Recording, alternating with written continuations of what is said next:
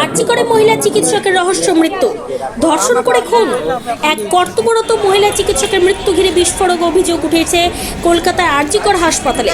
শুক্রবার সকাল 11:30টার সময় উদ্ধার হয় ওই চিকিৎসকের দেহ। চেস্ট মেডিসিন বিভাগের পিজিটি ওই মহিলা চিকিৎসক হাসপাতালে কর্তব্যরত ছিলেন। তার মধ্যে কিভাবে এই ঘটনা ঘটল তা নিয়ে প্রশ্ন উঠেছে। হাসপাতাল সূত্রে খবর, এদিন সকালে হাসপাতালের কর্মীরাই দেখতে পান ওই চিকিৎসকের দেহ। অভিযোগ, সন্দেহজনক অবস্থায় পাওয়া গিয়েছে তার দেহ। সহকর্মী ও চিকিৎসকরা প্রাথমিকভাবে জানিয়েছেন দেহে আঘাতের চিহ্ন রয়েছে। এছাড়া দেহে পোশাক ছিল না বলেও সূত্রের খবর। এটা আত্মহত্যার ঘটনা হতে পারে না বলেই জানাচ্ছেন চিকিৎসকেরা।